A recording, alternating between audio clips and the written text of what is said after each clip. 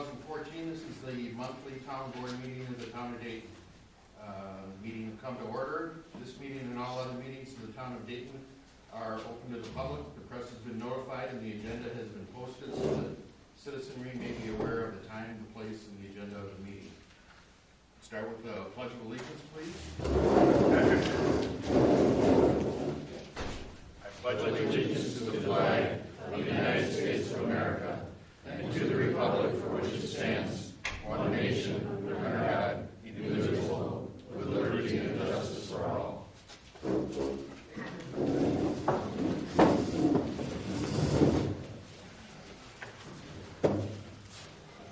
Roll call, do you have all seven? Tonight's agenda, I hear a motion to approve or amend. Make a motion to approve the agenda as written. All those in favor, please say aye. Aye. Aye. Prior town board minutes. I'll make a motion to approve.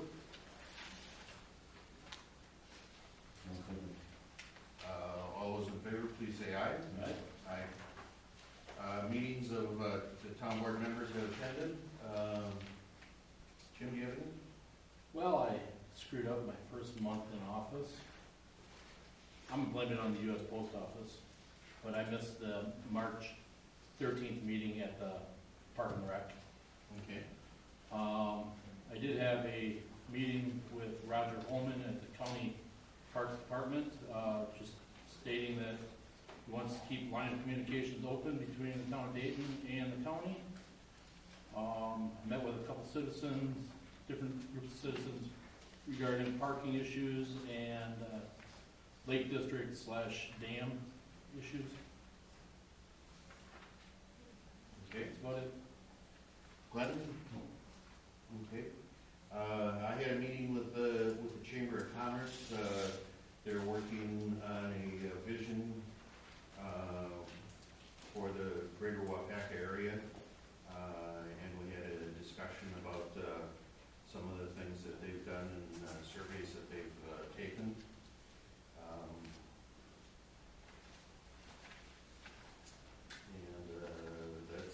That's about it for now. Treasurer's report, Brenda? Are you surviving? I'm surviving. As you can see, as of yesterday, we have a balance of just over 40,000 in the general account. So, nothing unusual or anticipating any extra right now. So, what Judy has for payables, looks like around 47,000 in this report. 46 cents. So,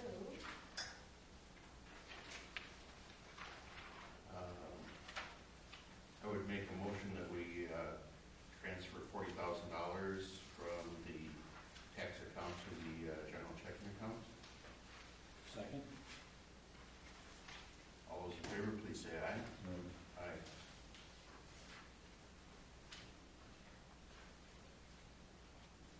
I'll make a motion to approve and pay this month's bills, totaling about $46,300. 46,900.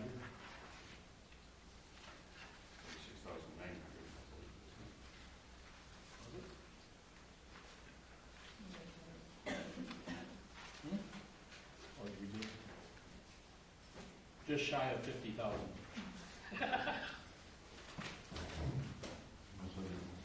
Motion made and seconded. All those in favor, please say aye.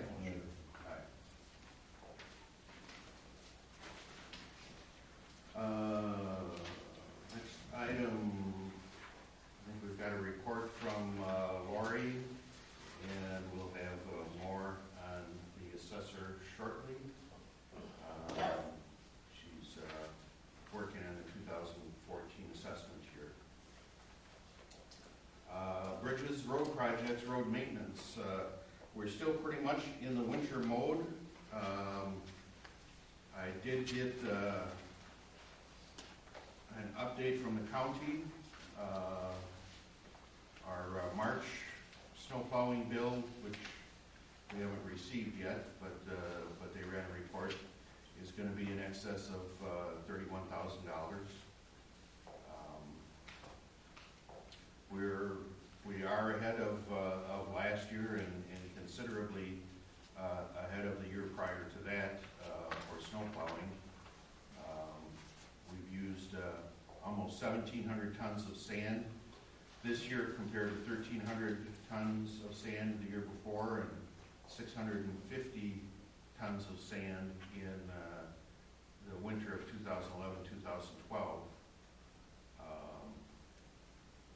Labor hours were at just slightly over last year, 799 this year, 772 last year, and 300 hours in 2011-2012.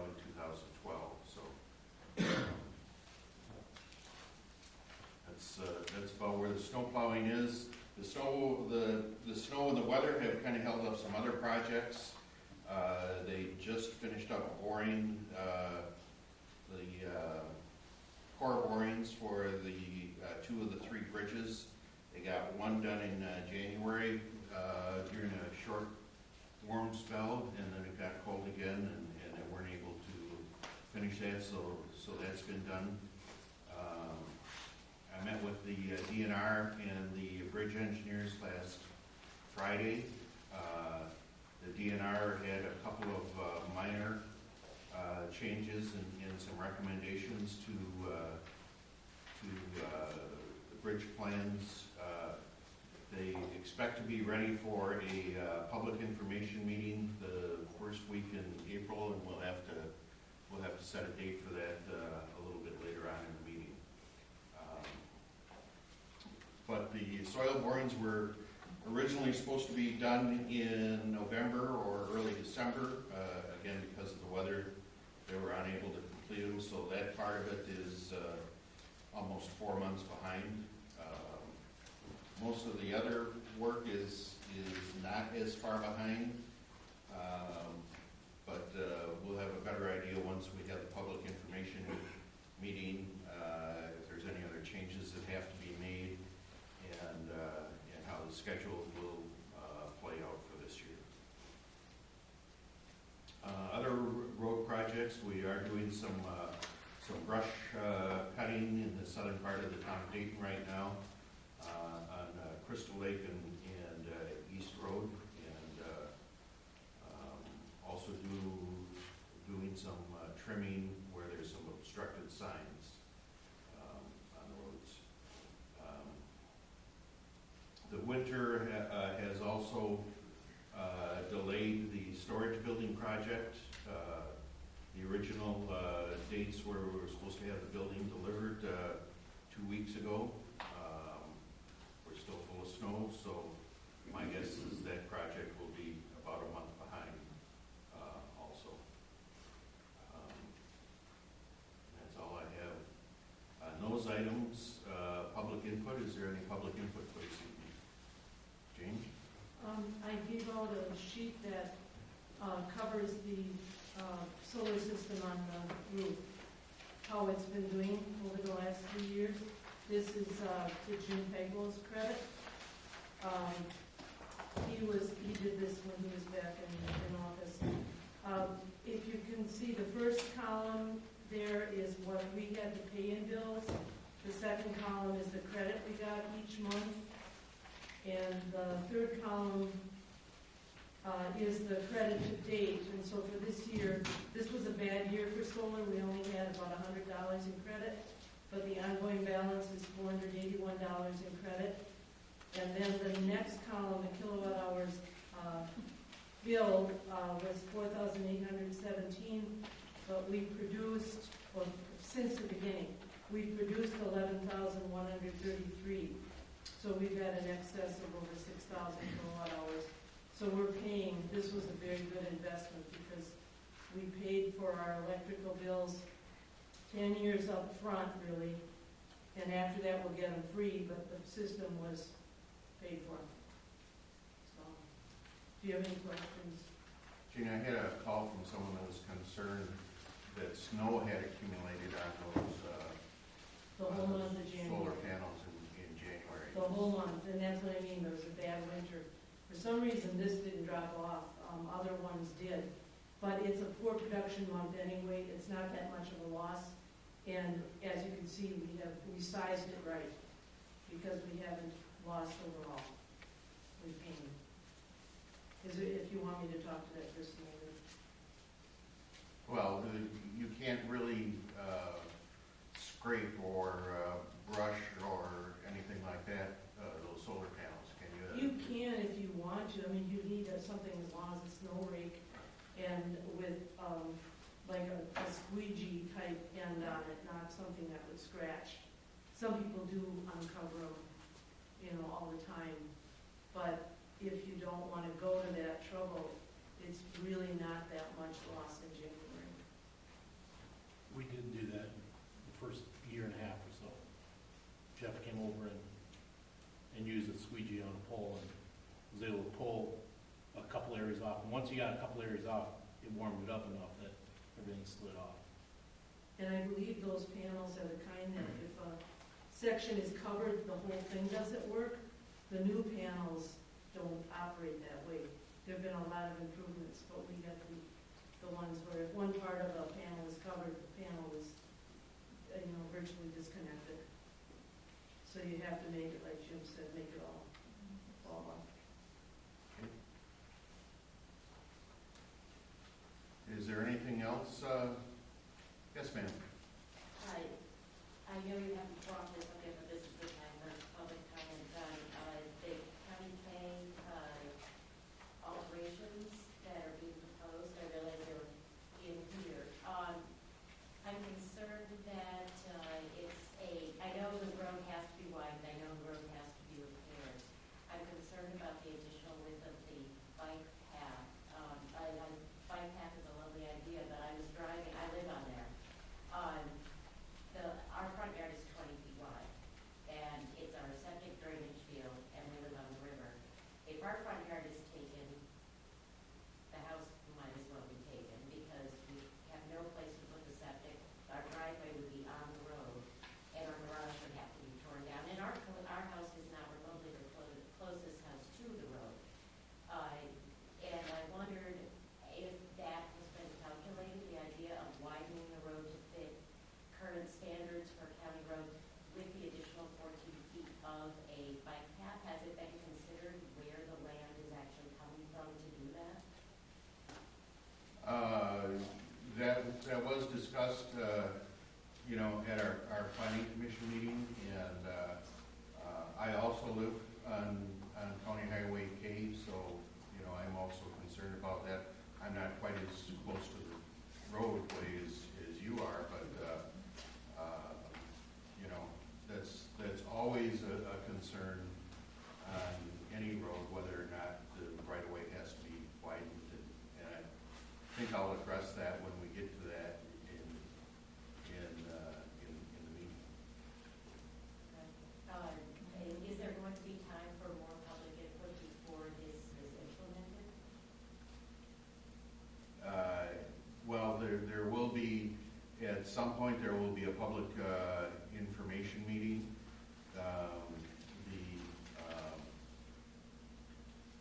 Right now, the latest things that I have seen is that this could be on the docket for planning in 2015. And then that would be things like right-of-way acquisition and utility changes and stuff like that in 2016, and then construction in 2017.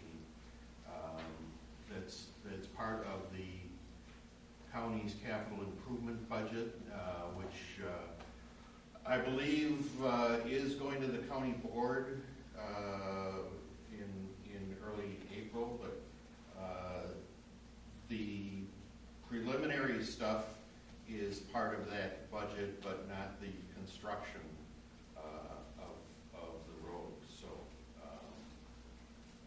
there will be some opportunities for further input as we get along.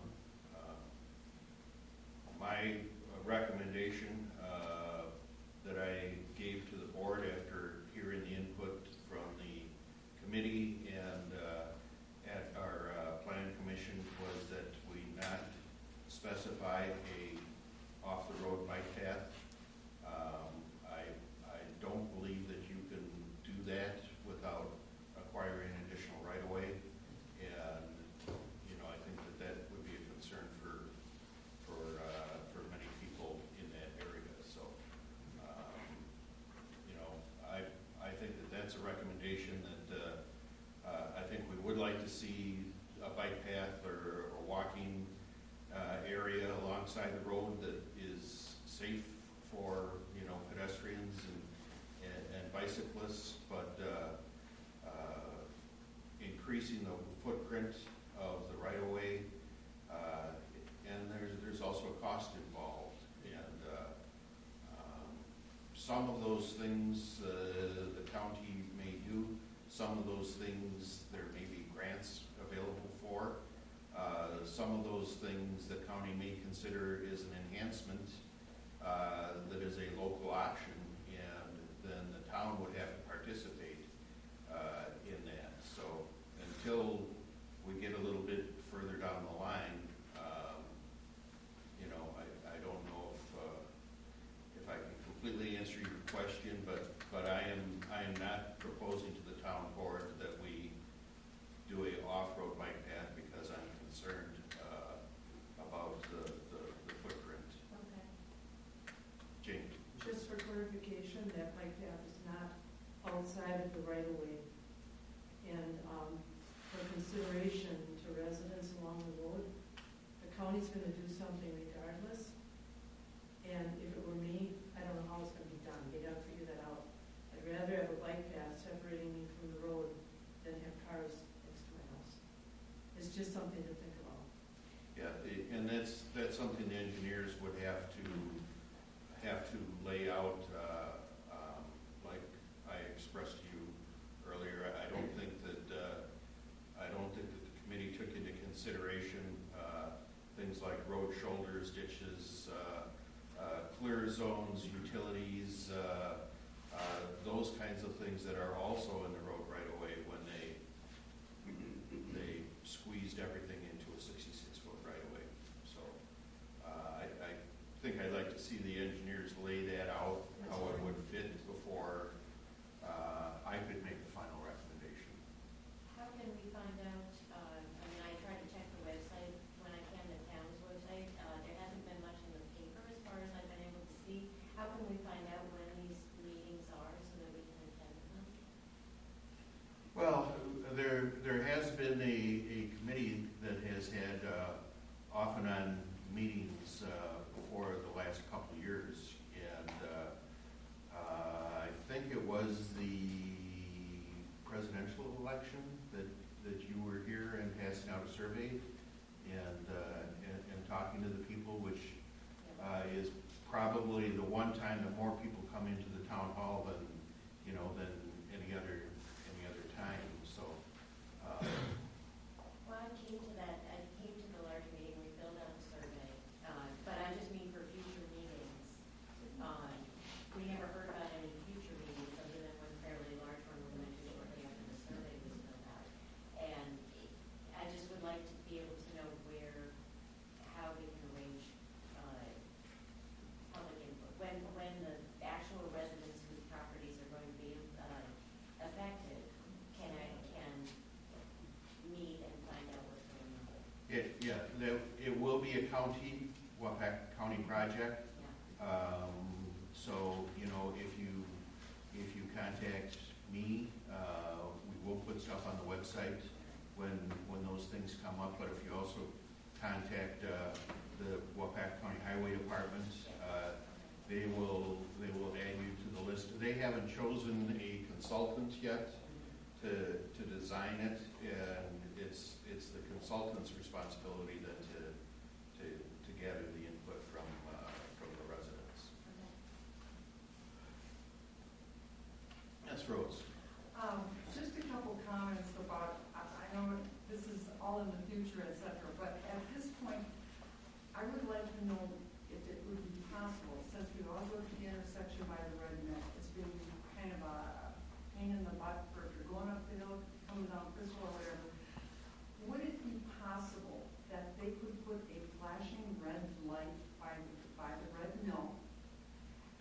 you're coming down the hill, a flashing yellow to, because the big problem is, I noticed now the other day, I had to deliver something to someone, and I took a double E, I think you can take that to get to Sunset Curve or whatever, I think those of you that use the back road sometimes. Well, when I was on there and I was coming up to X, which I think those of you that drive from know where I'm talking about, I think there's a bar, you run right into this bar, you get, okay. At that intersection now, since I've been traveling that over the years, they have a flashing red light there. Now that intersection is any worse than what it is by the windmill. And to me, until anything gets done with Highway K, that would be my suggestion as to why they couldn't do that. That is such a, half of the people stop, and especially in the morning, going to work, school, etc., whatever. But that would be a suggestion I have. Yeah, that suggestion was passed on to me a couple months ago. And I did ask the county highway department to take a look at it.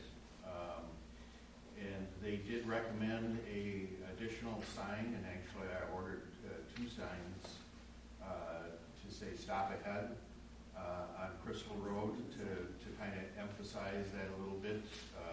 They're going to put a sign up directly across the highway near where that big tree is there across from the red mill to, again, emphasize that that's an intersection right there.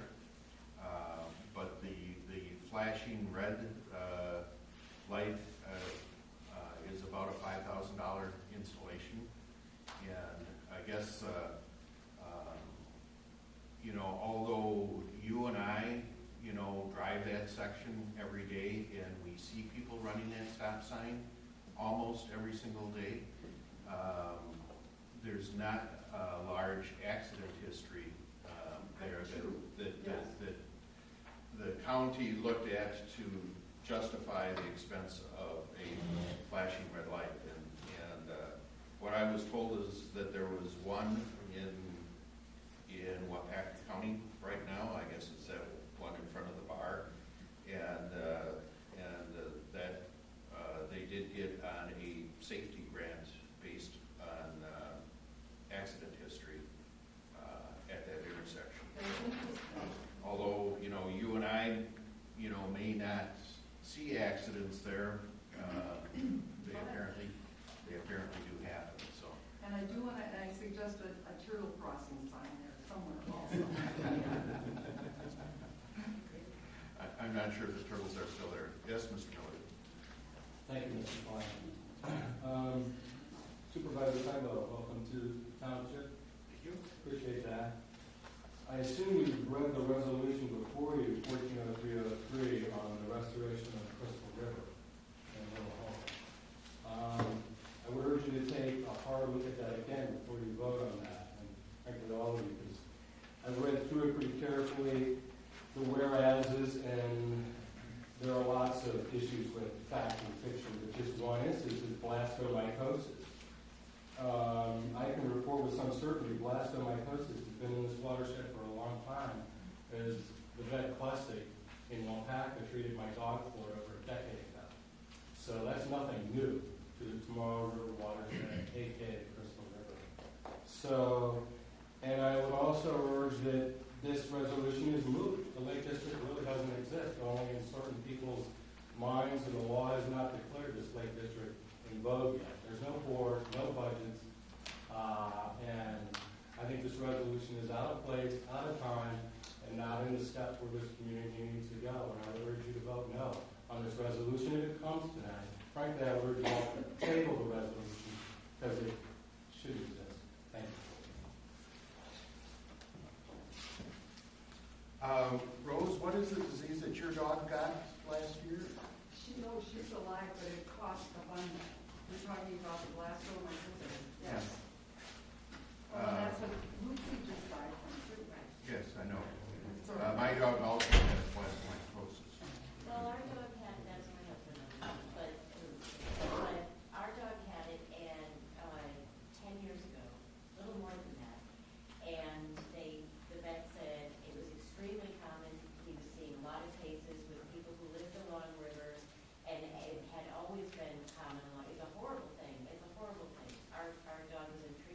months. Yes, it cost a fortune. We didn't think she'd make it, and I didn't want to think about the Lindsay's. But I think Tom's point was it's always been there. The vet will tell you right away it's been there. There's not an increase in that. That's something that is part of living on a watershed, and it has existed long before this. That's not the cause, it's the fact that there's no more.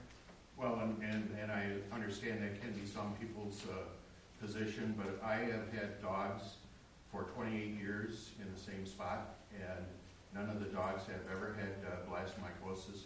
Blastomycosis is a fungus that is in dirt, really, swamp dirt. And as it dries out, the fungus becomes airborne. And in our area, the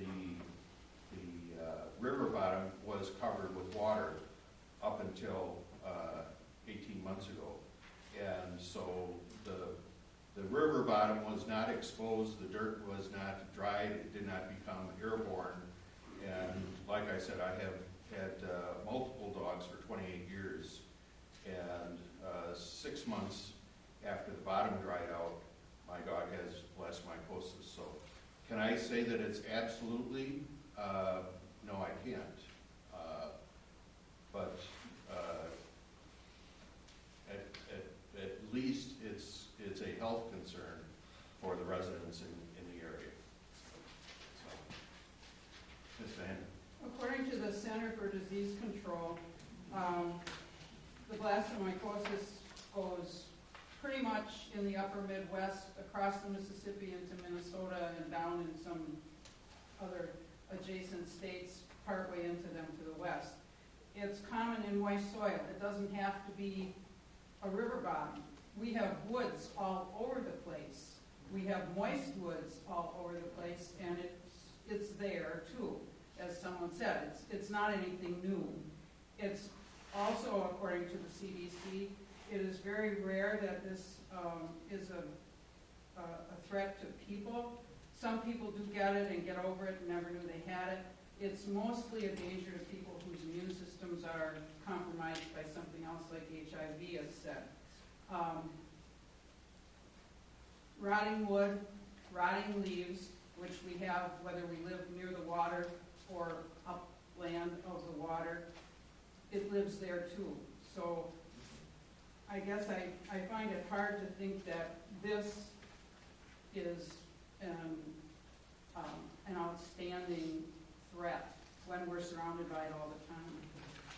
I also find that it seems like it's a bit of a scare tactic to use that in defense of the mill pond, to tell you the truth, that when it's true that if you talk to the vets, as I said, plastic is a horrible thing to go through, whether it's for your pet or whatever. It's awful. I wouldn't wish it on any person or animal, but it comes across as a scare tactic. If we don't put the mill pond back, then everybody's at risk for this terrible disease. And I think that's probably what we were reacting to. We live on a very, right below the rapids on the Crystal River, where the water is really fast. It's difficult to stand, and it's only knee deep. So there is no, it doesn't dry up. We don't have a muddy area, and yet our dog got it anyway. But our current two dogs, not good, are fine. And I know people who've got it who live right in the middle of downtown, whose dog has had it 3 times. And they don't take that dog hunting, it's always on leash. But their dog has had it 3 times. I don't know how he's still alive, but he has. So yeah, I don't think it has to do with the mud. There are other reasons I know that people want the mill pond back, but that feels like a scare tactic. Are there any other comments? Yes. That same point could probably be made about several of these items in this, and I think maybe the decision to delay any kind of consideration of adoption of this resolution would be in order, because I don't think there's any, at least I haven't seen any evidence that the groundwater is being affected in any way by the removal of the dam. The water is flowing nicely through the river, and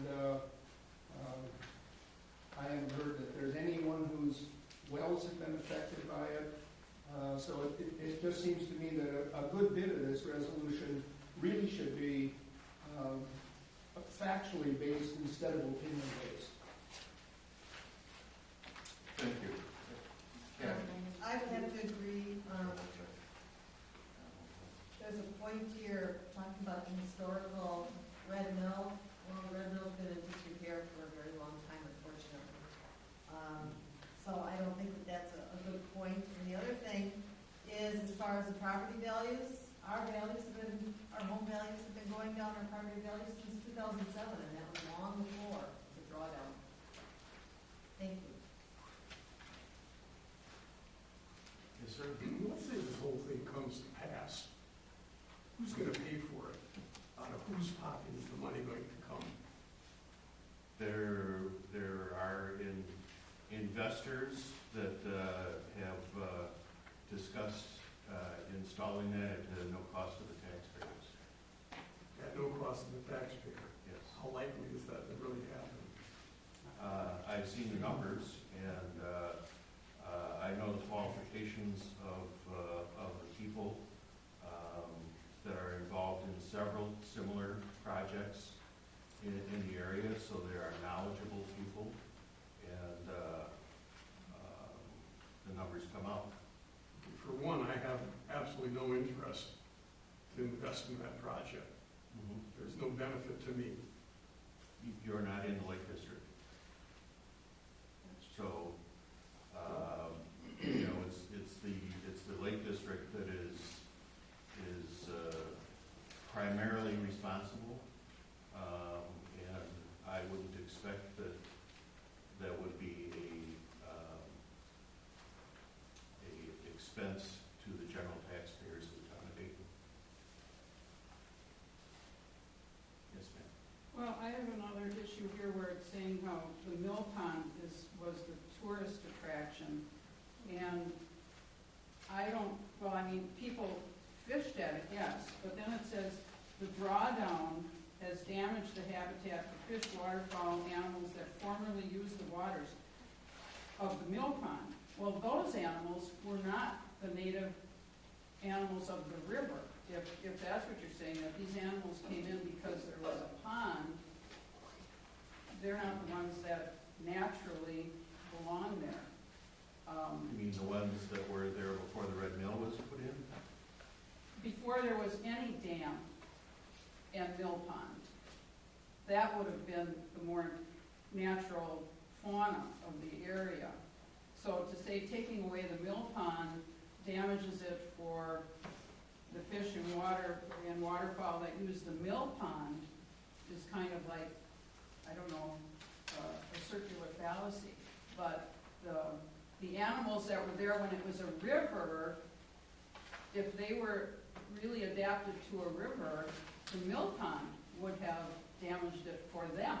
And they're the ones that really should have, the restoration is more natural than mill pond. The restoration of the river. Okay, and that's a point. Yes, Rose? It's really interesting to hear the different comments about this.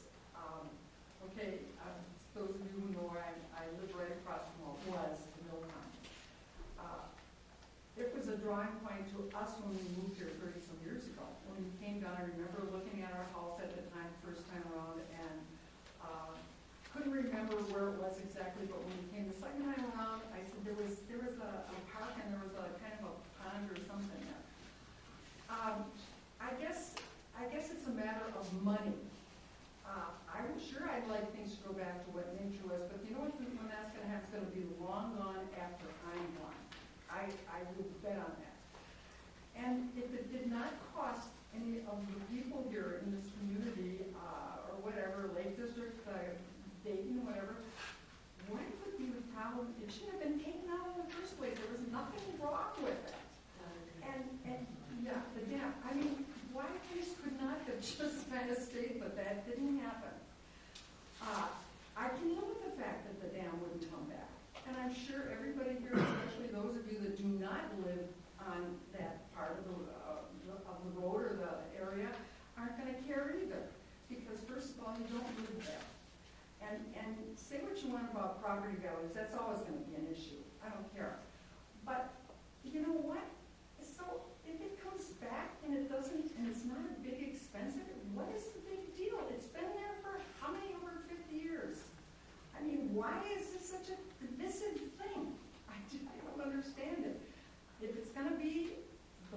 house right now, fine, I can live with that, I'll accept that. But when we talk about animals and what lived there and what could come back and what, come on, the whole world has changed with what we've done to every animal and insect around. So I don't quite understand why there's such a big deal about this, for God's sakes. Someone's gonna pay for it and whatever. Are there any other public comments? Otherwise, we'll move on to our agenda.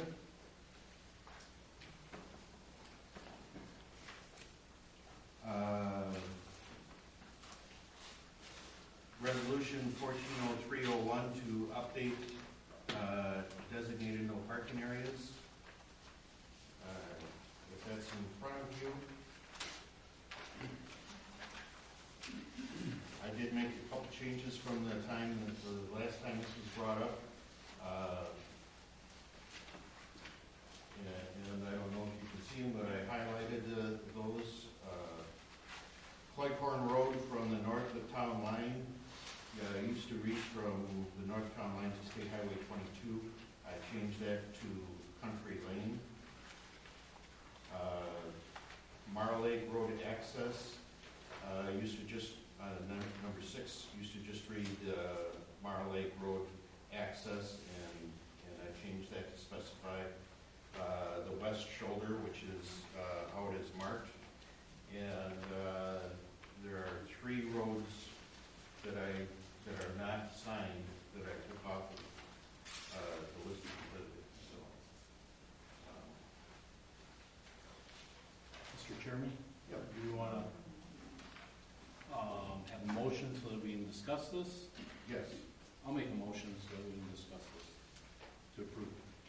I'll make a motion to go ahead and approve this. And I'll second. Discussion. I went through and did a full survey of all these, and I can start with number 1, Butternut Road intersection. I mean, you're talking 1,300 feet. The no parking is a safety issue in my mind, and that would be for the intersection itself at the stop sign. So I would say I would want to do that down to about a 200-foot area around the intersection. We just talked about how the town of Dayton is a tourist area. It's in some of your other resolutions here. If we are a tourist area, we can't placard no parking across our township. And for no other reason than I don't want somebody parking in my front yard, even though it's the town road right away. And if they're not creating a hazard, they're off the road, off the pavement, I don't see a problem with parking on the side of the road. We have, away from the chain, we have many other public hunting and fishing access areas that are not plowed out in the winter, but people like hunting and fishing and trapping in the winter. What do? They park on the side of the road. There's no problem with that. I mean, you're not creating a traffic hazard by having a car parked on the side of the road, even if their tires are on, a set of tires are on the blacktop. As long as the roadway remains passable for traffic, I don't see a problem. And I can go through each and every one of these, but I'm reducing everything down to 200 feet from bridge abutments, from intersections.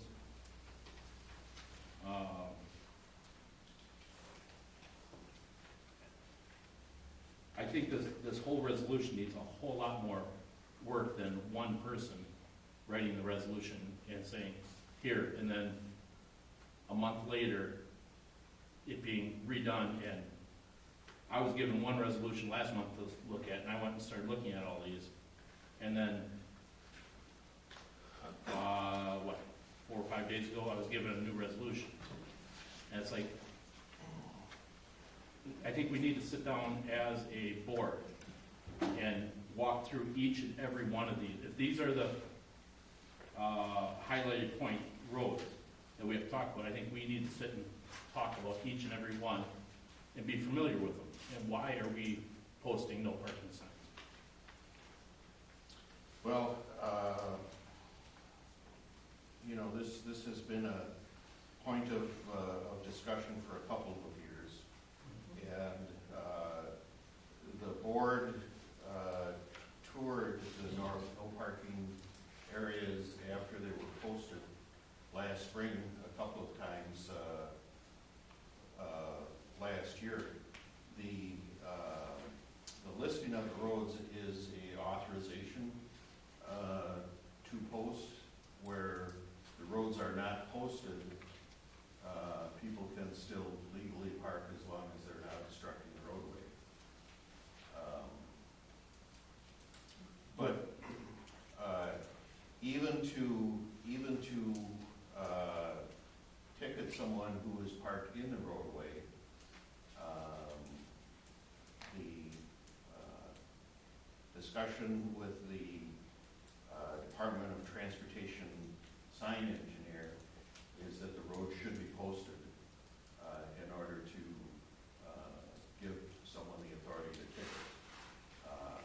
I looked at the possibility of posting, say, the entrances to the chain area, since that's the major area of complaints on people parking in the roadway. And the advice that I got from the state DOT is that in order to be enforced, the signs should be placed every 200 to 250 feet. So if someone gets a ticket, they can't say, I didn't know that the road was no parking. But the parking can only be enforced where the signs are up, and we tried to use arrows to designate the start and the stop of no parking areas along the roads.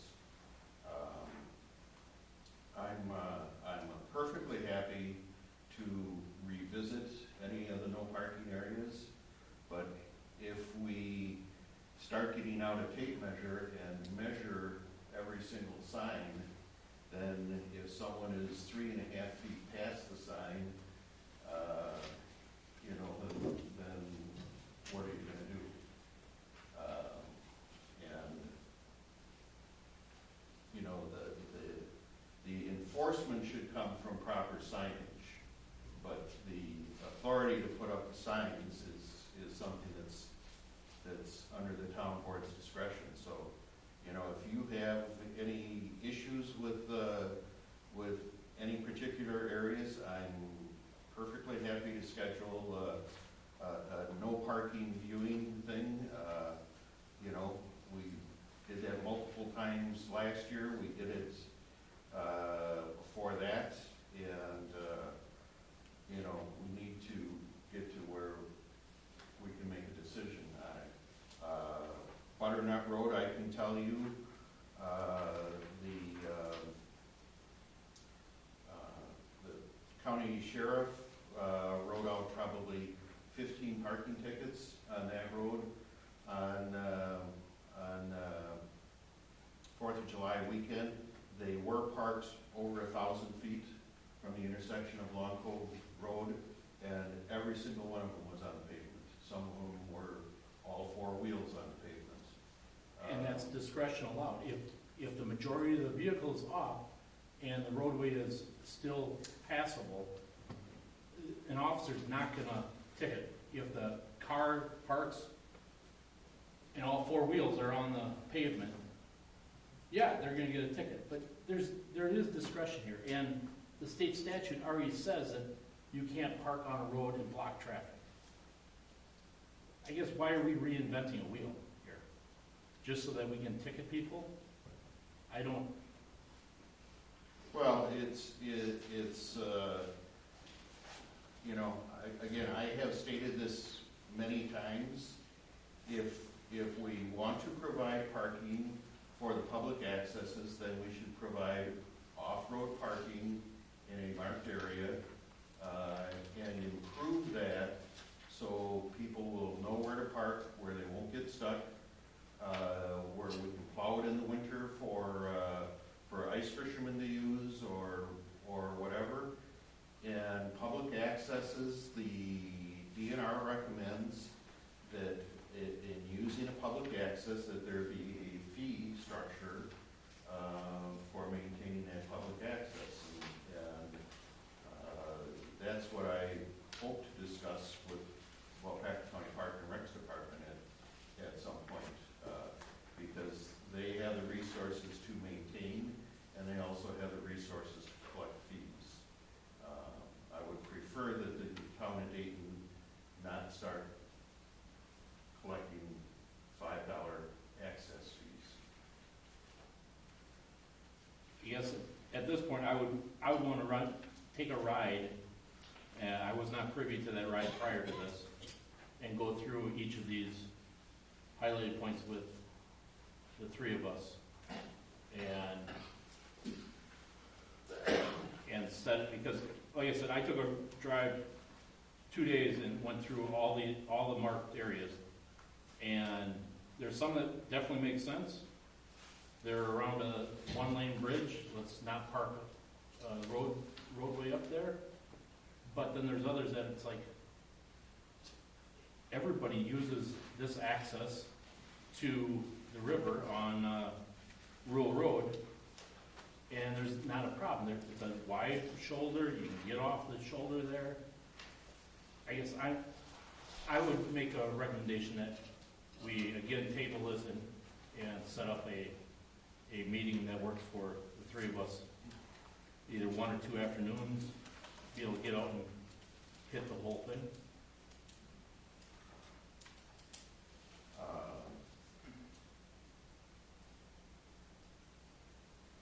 Well, I'll move that we table this and schedule a meeting. I'll second that. Okay. In favor? Aye. Okay. When are we gonna do a meeting?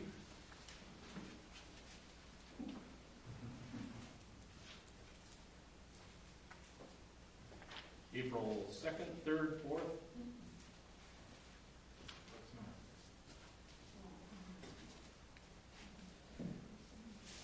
Oh, we could do this Thursday night too. Thursday afternoon, This week? this week. If that works for you. Okay. Would that work for you? No? You're gonna be on vacation no matter what day, right? I'm gonna be on vacation. I have prior commitments, either after 5 o'clock, which don't work, or on weekends. All right.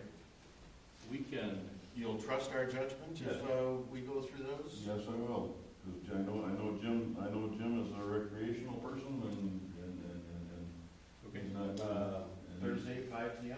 No, You want to do it earlier? I'm doing election training at 5 p.m. Well, I expect that we'll just be going on a road trip. We're not gonna be. Yeah. Oh, you're not, oh, great, you two just go right ahead. Unless you want to ride with us. You could referee us. No. Maybe Steve would want to go with us. Steve's gonna be at the election training. Oh. Thursday, 5 p.m.? Yep. Okay.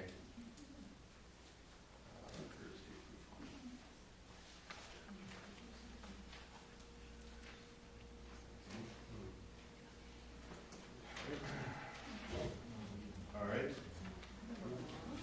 Next item, Resolution 140303, recommend improvements to County Highway K.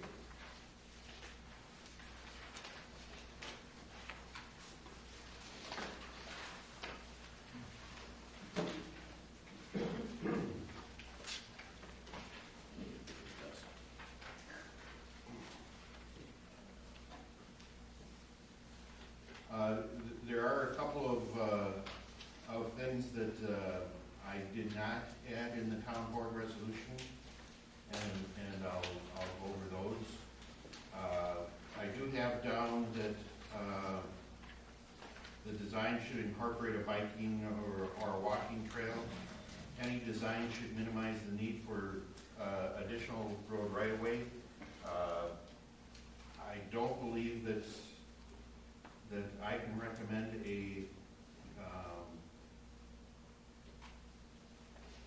I guess, before we get into a discussion, I'm gonna make a motion that we adopt resolution 140302.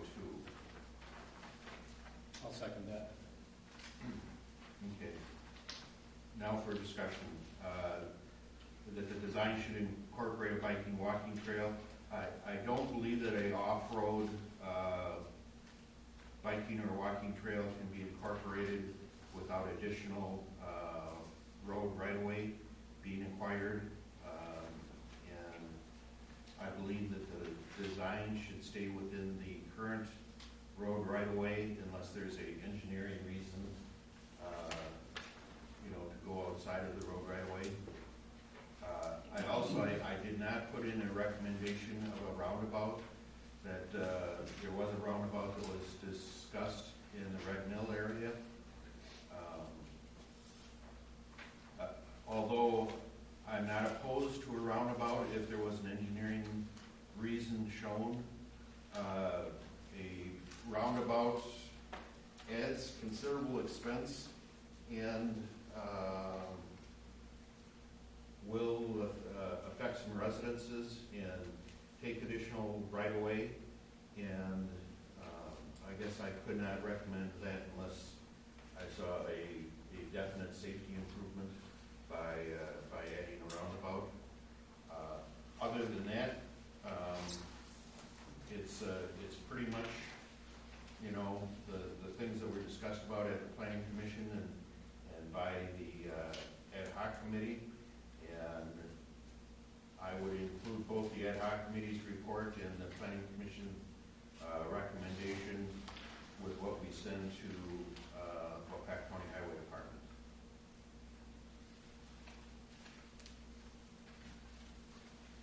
Any further discussion? What does submitting a resolution to the county hold us to? It's just basically saying, yes, we think this is a good idea, and, they ultimately still have the say. Whatever, we could tell them we want a 4-lane highway going through Highway K, not that we do. But they're gonna look at it and go, no, we're gonna do this. Is that my understanding of this? Well, I talked to, actually, Dean Steinberger this afternoon, and he said the next point is going to present our resolution to the County Highway Committee and give their thoughts on it. Some of the items may be considered enhancements, and the county looks to local participation in the cost of enhancements. So what exactly that means, until Dean talks to the Highway Committee, then they would come back to the town board or have some joint meetings with the town board to see exactly, what the town board would recommend. I believe that with the slopes, they're gonna have to do some type of curb and gutter design at a minimum from Rural Road to basically about Old Mill Run, just for stormwater management, and to keep from cutting back or encroaching, especially say up where the Millers are there.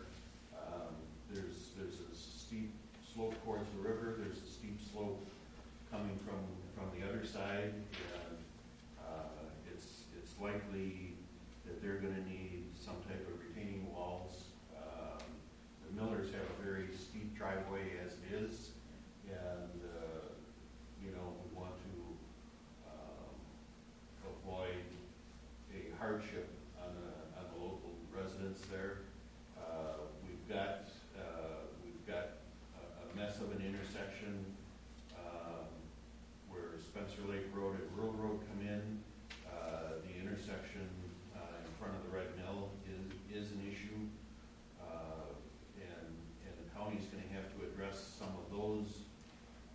intersection issues regardless of final design, so. I'll call for the question, so you can stop talking. Further discussion then? All in favor, please say aye. Aye. Aye.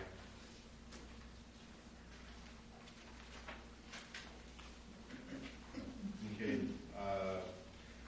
next item under new business, ordinance 14-02, appointment of alternate members to the Board of Review.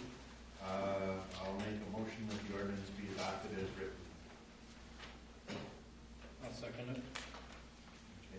I was at a training session with the Wisconsin Towns Association, and the majority of the training session had to do with boards of review, and appointment of alternate members is something that the town board has done. The attorneys suggested that that should be done by ordinance, and this ordinance is basically taken from the Wisconsin town law forms that are on the state website. So this would be an ordinance that would codify what has been a practice here in the town of Dayton. Any further discussion?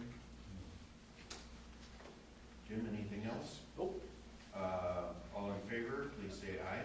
Aye. Aye.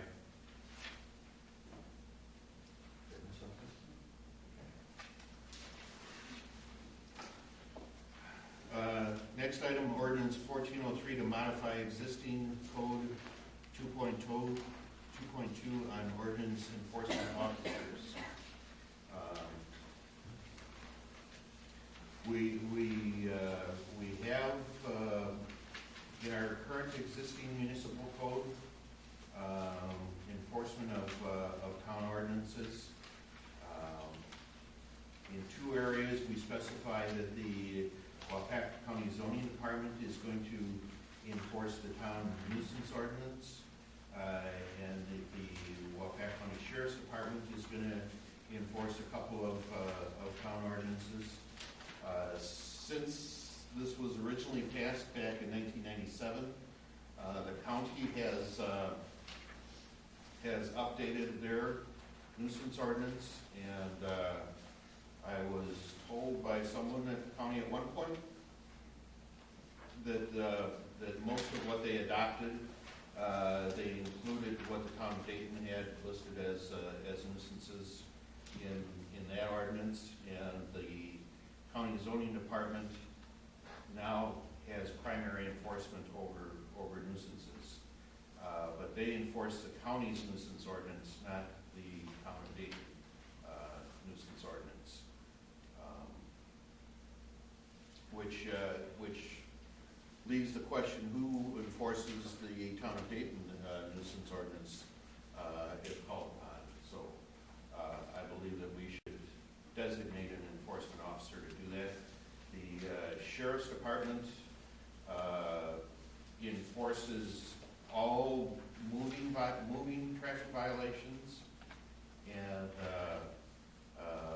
when they are available, they also enforce non-moving traffic violations like parking violations. In addition to that, I believe that we should have a enforcement officer do that, and later on I have a motion to approve $2,000 for ordinance enforcement wages and expenses for 2014. The Town of Dayton Municipal Code Chapter 18 regulates building and construction.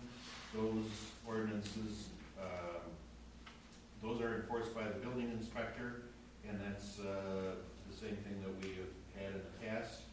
And our Chapter 14 regulates animals, and the issuing of those citations are done by the animal control officer, which is Diane Nellis from the local pound, enforces those ordinances.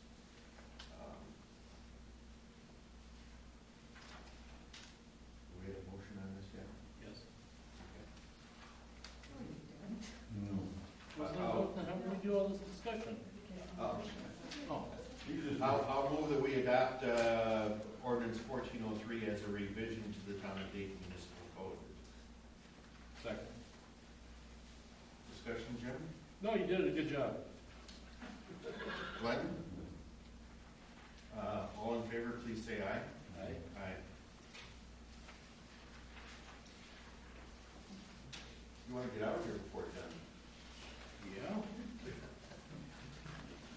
Resolution 140303 to oppose a petition to remove the Little Hope Dam. That's public input on this. The situation is that Wapaka County has filed a petition with the DNR to abandon the dam and remove the old dam structure. I have tried to discuss this with the county board since last October.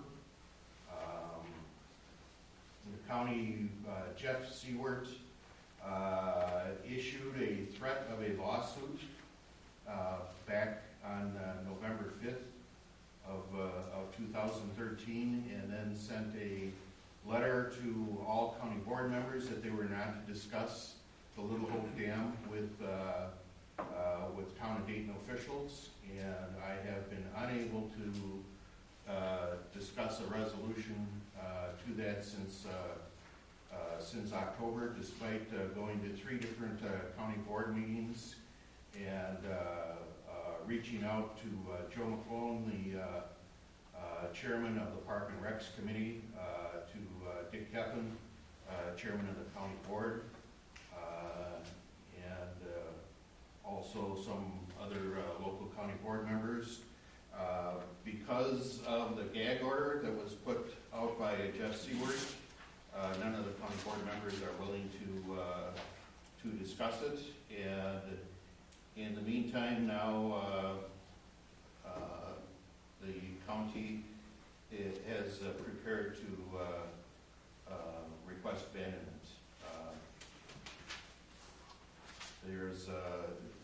There's an issue with our monitoring well system up at the landfill that causes some concern,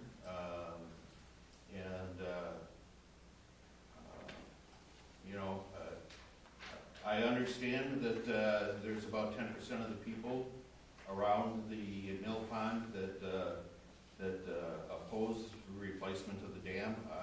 I understand that. All of us that are residents of that area, I think, moved there because of its beauty, and I think even the people that are opposed to replacing the dam moved there because the scenic beauty of the area, the attractiveness of the river, and some of the history of the area. So, in order for there to be a public hearing, there has to be a request to the DNR, and that's what this resolution is.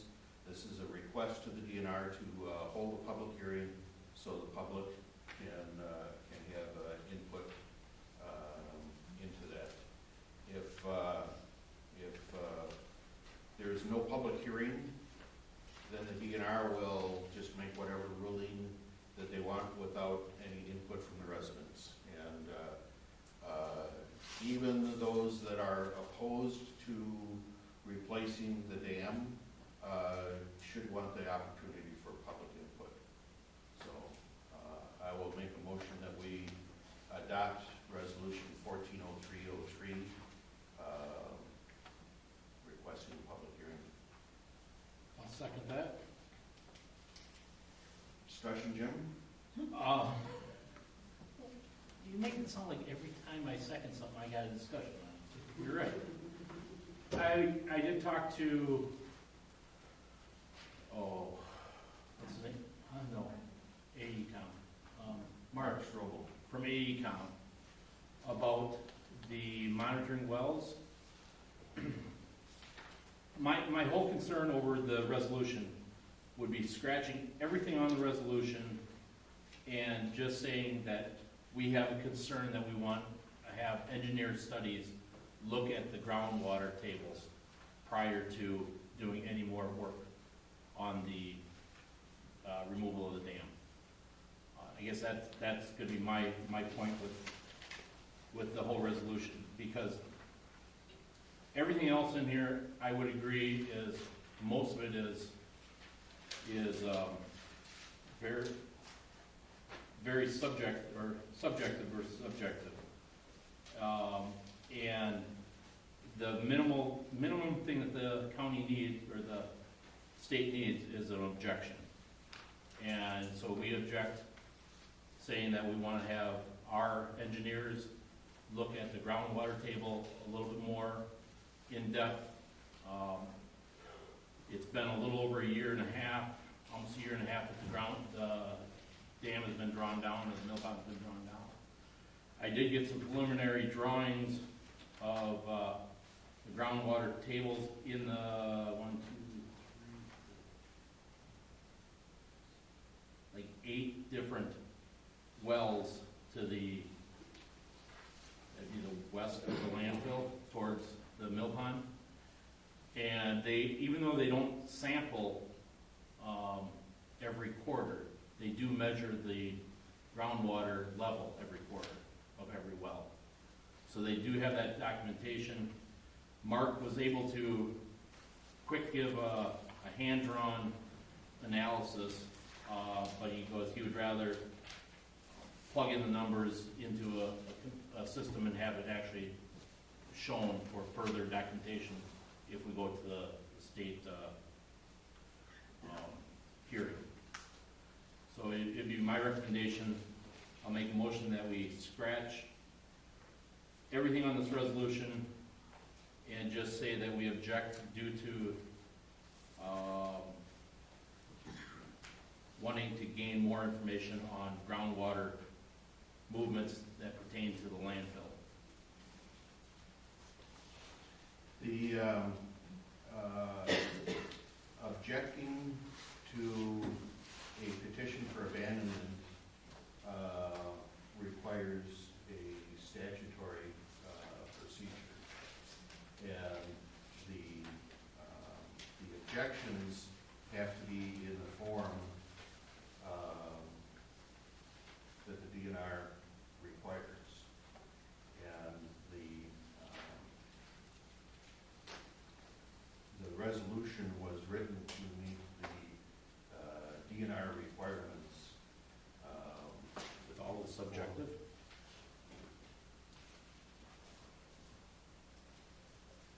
We don't know, there is no permanent damage to the monitoring well network. There might be damage to, And I think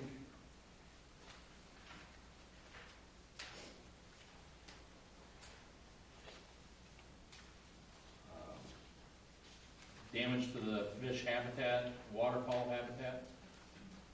I would have to argue that. I mean, I'm not a biologist, but I'm hunting and fishing a lot, and there's a lot of ducks and geese down there, more than I've seen in the past. well, So, I mean, you know, this is very objective, not, I or subjective, sorry. you know, I guess we can argue that. I think that I can state that I probably have a better view of the waterfowl in the area, and of how many people have fished that river since the drawdown happened compared to people that were fishing before. I can't say that they were all successful, but I can tell you that they were fishing regularly, and I have not seen a single person fish that river since the drawdown. So, you know, I'm not taking any census, and I'm not a fish biologist, but I can tell you that no one's fishing there, and I haven't seen any fish, so, you know, I think that I can make that as a objective statement because I personally have observed that. I personally have a dog with blastomycosis, and yes, other people get blastomycosis.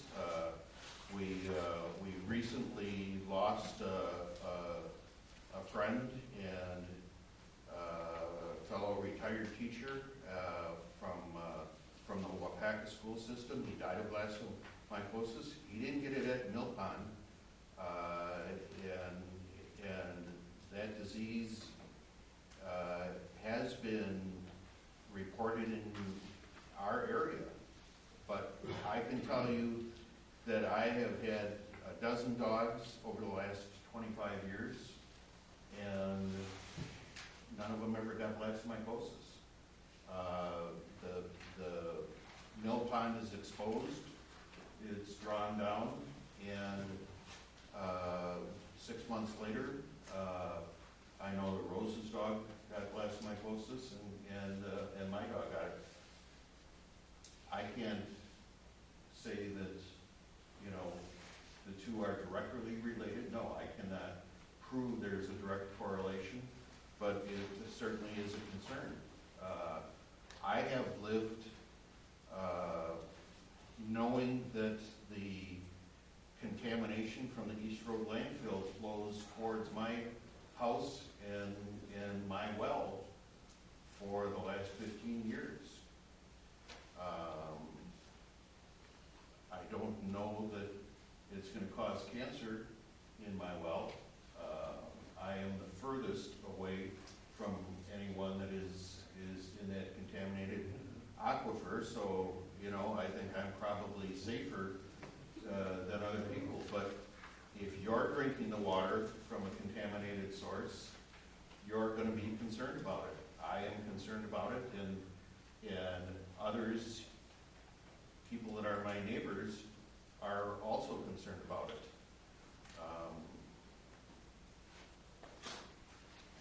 And like I said, the resolution was written to meet the requirements that the DNR has to object to a petition to withdraw. Beyond this, the primary objection, I think, is going to come from the Little Hope Lake District and the residents that live there. And when we get to scheduling meetings, I'll be asking the board members to schedule a meeting in the Little Hope Lake District before the end of the month. That resolution will be different because those concerns are more direct, and the action that should be taken is more directly involves the residents of the Little Hope Lake District. My still statement is for the town of Dayton and the majority of the town of Dayton residents, the one major concern that we can put on a resolution opposing this from the town of Dayton, I'm not talking from Little Hope Lake District or anything like that, is what is the impact this drawdown is doing to our landfill monitoring wells, and is there going to be an adjustment to the groundwater flow from that? Without further information from it, we don't know, and I don't think the rest of this resolution pertains to the entire town of Dayton in their best interest.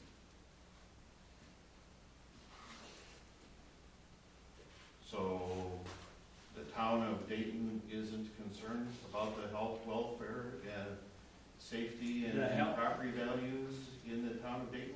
I'm sure I have blasto on several different areas on my property. Does that mean that we should be concerned over not letting people over there? Blasto is blasto. It's there, it's been there forever. My dogs run through swamps. I hunt my dog, and she goes through everything. You know, it is a terrible disease. If she gets it, it will be a bad thing. But it is preventable if you catch it in time, or correctable. I'm sorry, not preventable, correctable if it's caught in time. That's where most people can, if it's detected and treated early, it is correctable.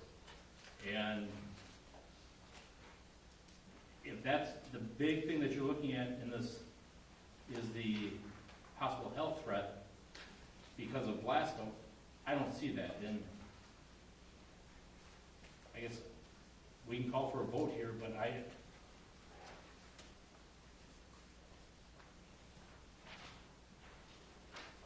Are you making a motion to remove the reference to blastomycosis? I'm making a motion to remove everything except for what pertains to the landfill in the town of Dayton and the groundwater directions and movement.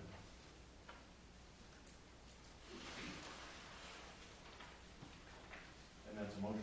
Yes.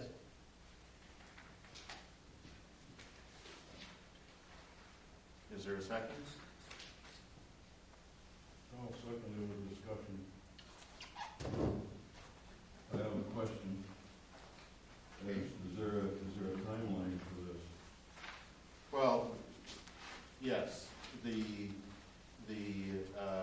DNR requires responses to their notification within 30 days of the date of publication. And I don't believe it was published in last week's paper. My guess is it will be in this week's paper. I don't know if there's anybody that would have knowledge of that, but it hasn't been published yet. There was a letter sent out to residents by certified mail. I don't know that everyone got one, but to my knowledge, it hasn't been published yet. Is that in the county's paper? The county's official paper for the year? What's that? Is that in the county's official paper The for the publication? Well, yes, it would be whatever the official paper is of the county, which I believe is the county post. It's not. It's what? It's the Clintonville Chronicle. Clintonville Chronicle, okay? So I don't know if it has been published or not, so I will try and find that out, but the notifications to the DNR have to be done within 30 days of the publication. And if it came out this week, if it comes out on Thursday, our third, within 30 days, would our next meeting still be in time enough to? No. Nice try. No, the letters went out last week, so, So we gotta be able to, in my mind, we gotta be able to do this, and we gotta come to some agreement on this to be able to get a hearing before the DNR. yes. Is there any way you could, handwriting. Is there any way you could reword this that it would go in front of the DNR for public hearing? With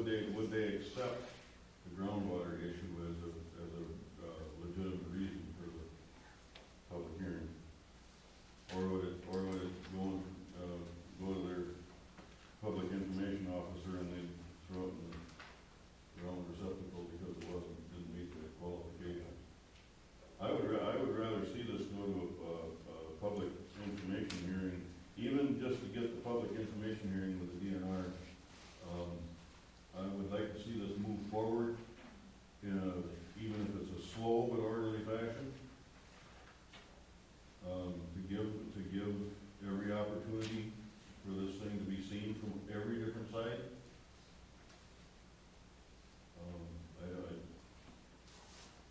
If that makes any sense. Well, there's a motion made and seconded to strike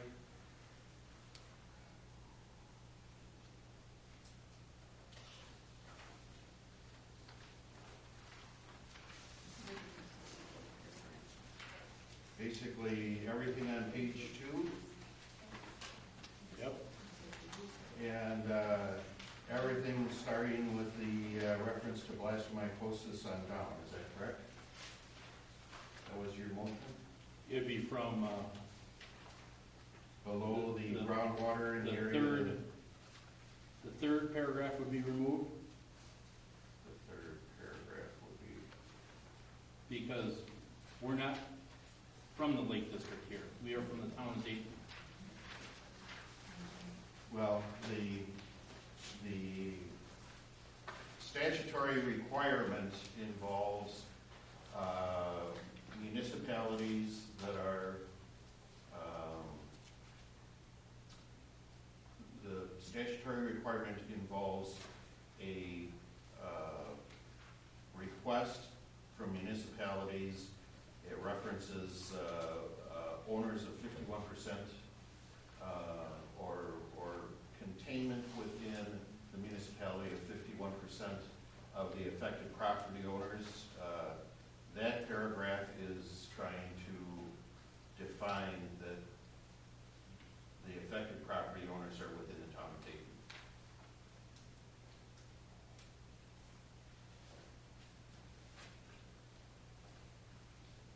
I guess I would be willing to leave that one in there, then striking everything.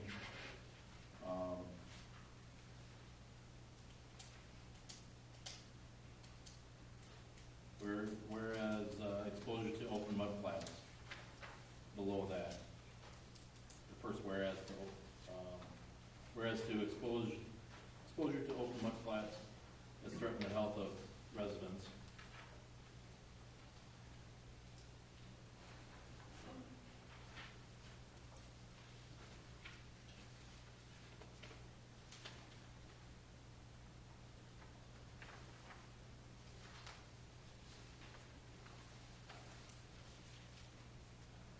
And then on the last page, again, I don't know how the town of Dayton is requesting the DNR to order the transfer of the dam. Again, the town of Dayton isn't asking for that. That is the Lake District that is asking for that, and that should come from a Lake District meeting, not the town of Dayton meeting. So that'd be scratching number 3 and 4 and 5.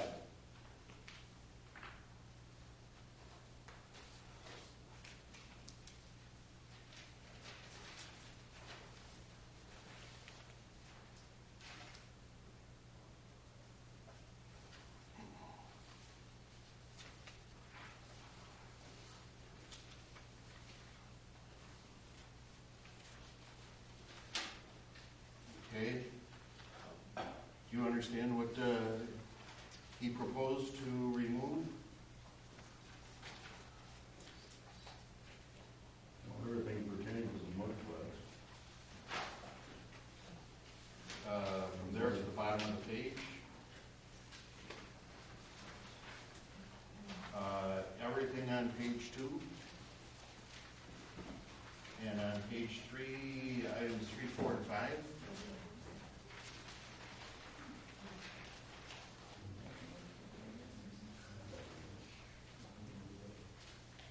Yep. That's what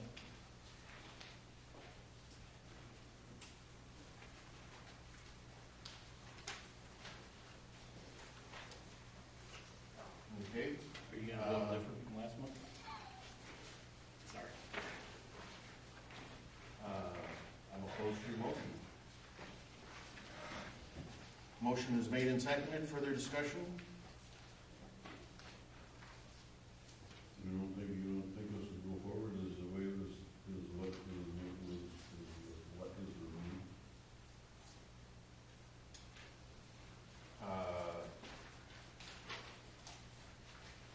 I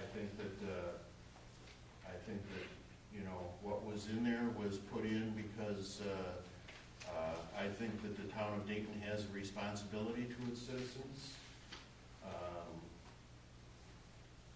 I think the ultimate resolution of the dam at Little Hope, the primary responsibility is with the residents of the Lake District. But I believe that the town of Dayton is responsible for the health, welfare, safety, and well-being of all of the residents of the town of Dayton. And I think that this falls in that category, so that's why I'm opposed to removing those items. When we just did the, Chris, you have absolutely nothing to base what you're talking about. This is all, It's out of order. Before the end of the month. As soon as we get through that, you know, that's what we need to set some dates for on our calendar.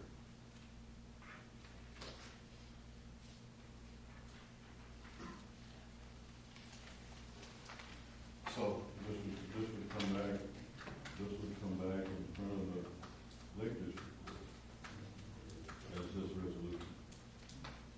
no, the Lake District Board has some different concerns than the town of Dayton, and it would not be certainly an identical form. You would be able to draft a different one to bring in front of the Lake District Board? It would be different, yes, before the Lake District Board. And then these two resolutions would go together, then we go to the, Well, the town's attorney made a recommendation that the town file an objection to preserve its rights, and this would authorize the town's attorney to file that objection.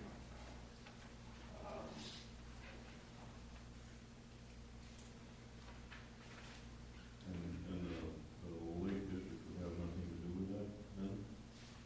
And Not with the town's attorney, no.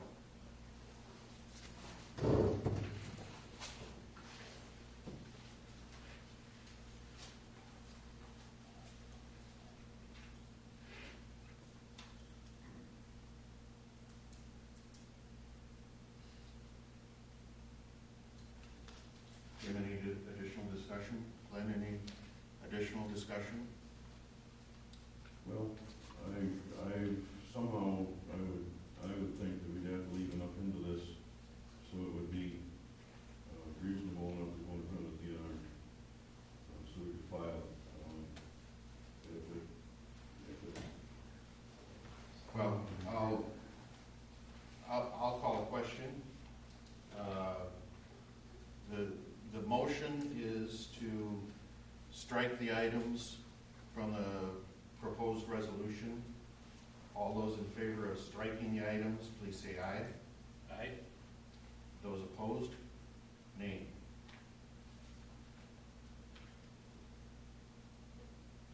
I guess I want this thing to go through, so I will also vote nay. Okay. We gotta, in my mind, we have to keep moving forward on this. And if removing the wording would stop it from going forward, somewhere along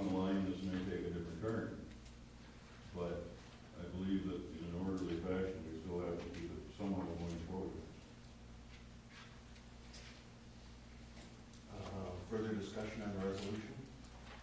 Nope. Further discussion on the resolution itself? All in favor of adopting resolution 140303 as originally written, please say aye. Aye. Opposed? Nope. Motion carries.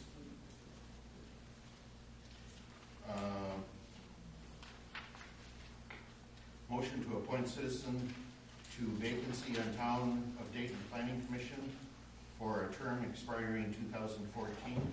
We currently have a vacancy. It would be my intention to have someone fill the vacancy through April, which is only a month, but then that would come back before the board in April for a full 3-year term. And I would nominate Steve Arndt on Barnhart Drive to fill the vacancy on the Town of Dayton Planning Commission. I'll second that. Made and seconded, all in favor, please say aye. Aye.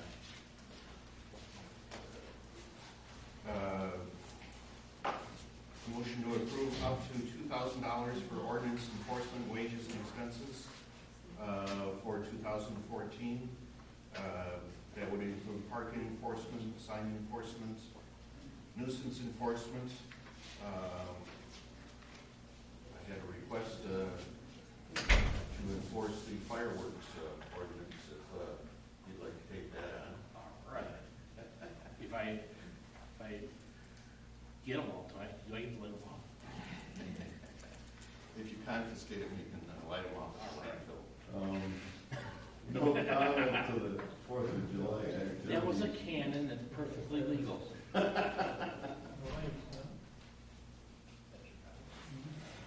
Okay. So the ordinance enforcement wages and expenses are not budgeted, so this would be an amendment to the budget.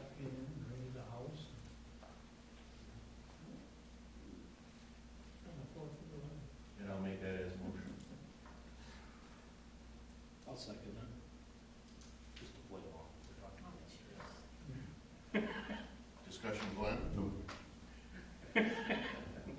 Discussion, Jim? Where are you planning on coming up with the $2,000? I mean, are you looking at somewhere else to take that money from? Just, I haven't been involved in the finances for years. Yes, out of the undesignated reserve. Okay. And I would add that to the motion with your permission. You have my permission. Okay. Further discussion? All in favor, please say aye. Aye. Additions to the agenda for the annual meeting. The annual meeting has a discussion on last year's financial statement. If there are any motions that the board would like to bring to the annual meeting, we can add that to the agenda, and then those would have precedence over motions from the floor. I have nothing. Okay, so we'll just use the standard agenda notification. The annual town meeting is April 15th. Review and take possible action on town assessment proposals. We received 5 proposals for the reassessments. There is one additional that was sent to me. They mailed it to my home address, signature required. And I got the notice when I got home from work that I had to go to the post office to get it. So there is a 6th proposal that we should have. They arranged within our budgeted amount for assessment. I also requested a 5-year follow-up contract proposals that we received were under our current budgeted amount, so we need to evaluate the proposals and make sure everything's included. I have not done that yet. So I would ask the board not to make those proposals public until they can be evaluated.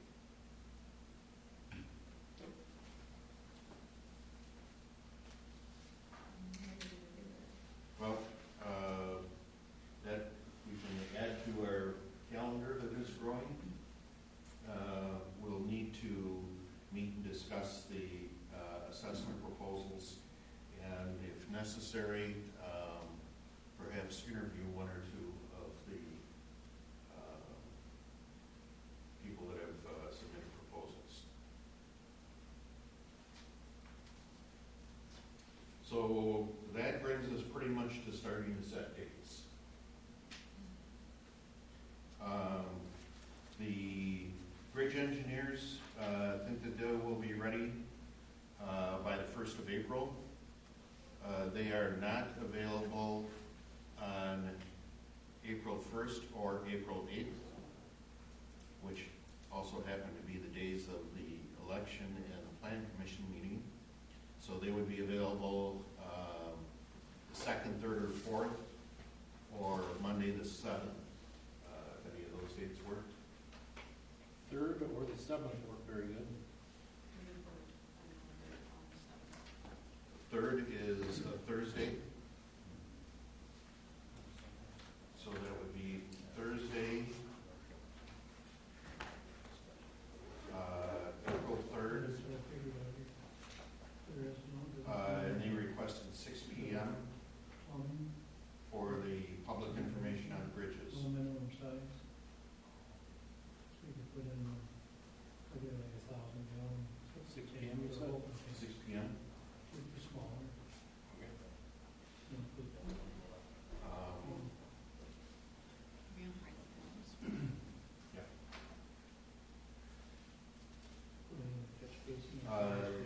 The town assessor proposals could, I'd like to have Lori also take a look at them and make a recommendation. But is there a day that works for you or time?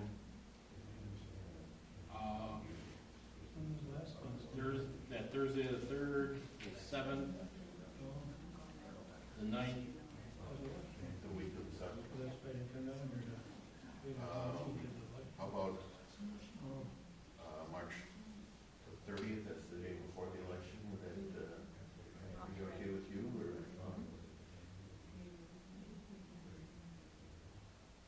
31st? No, Monday. 31st?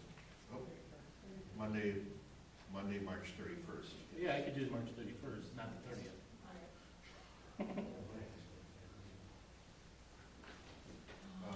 What time works?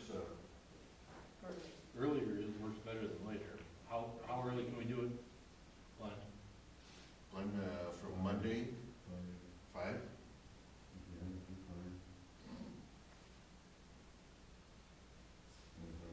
His vacation is only when we're talking about parking.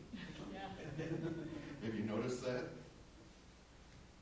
Okay, I can do vacations when you're talking about trees, too. set dates for 2014 town board calendar. Are there any conflicts that you've got on Tuesdays? Yes.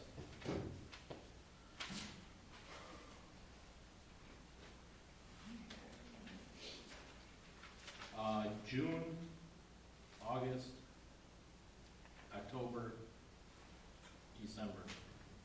Every other month, how's that? Okay. So June, the 3rd Tuesday would be the 17th. Would Monday the 16th or Wednesday the 18th work? 16th would work better, Monday would work better. Does that work for you, Glenn? On Monday, June 16th. Would that work for you? Yeah.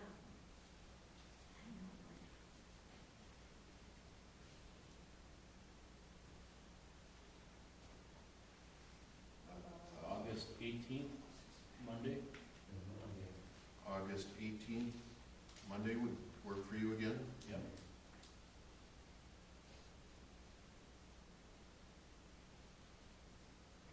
And October 20th? Monday?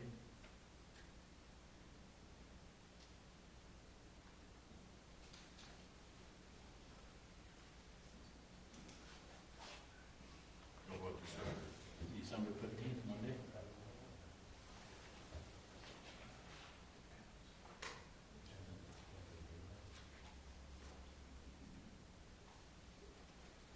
Okay. So we're setting the calendar for the town board meetings. For June, August, October, and December, it'll be the third Monday or the Monday prior to the third Tuesday. I think it's all, yeah, in each case, it's the third Monday. Well, It could be different. it could be different.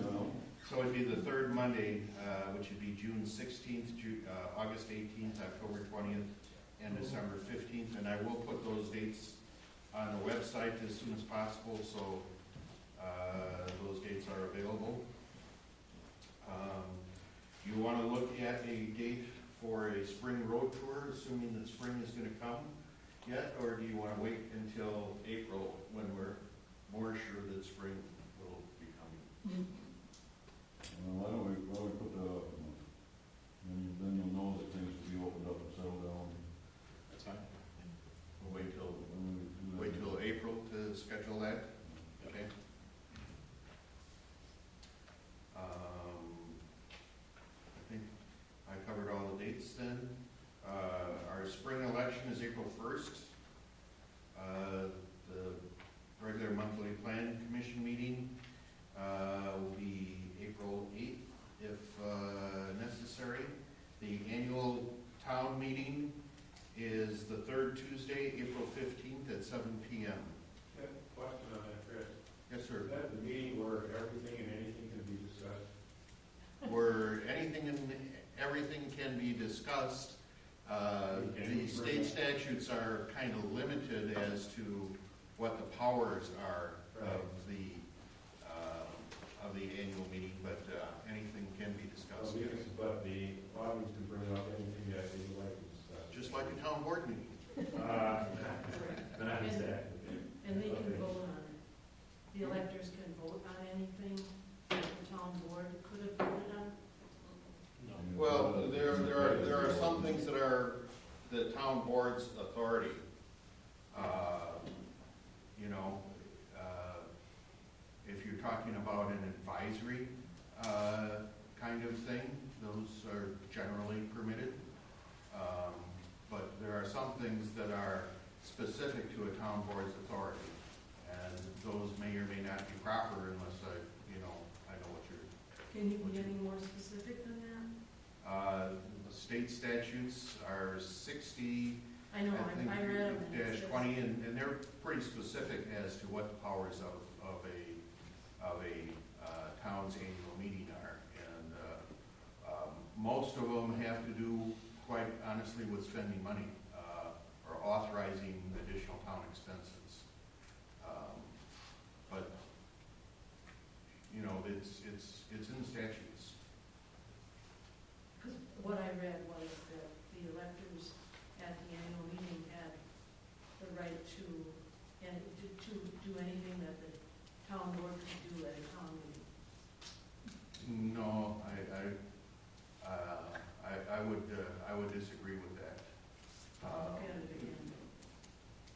Well, the town meeting can raise taxes. The town meeting cannot spend money. That's an authority of the town board. The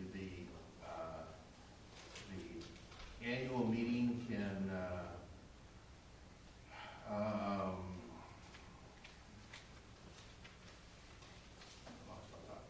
You can't actually authorize a check to be written out. Is that what Correct. you're saying? yes. Well, that's understandable. A town meeting can hire and fire.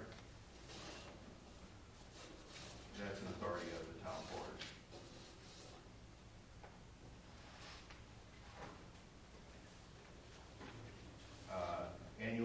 can't change employees' wages.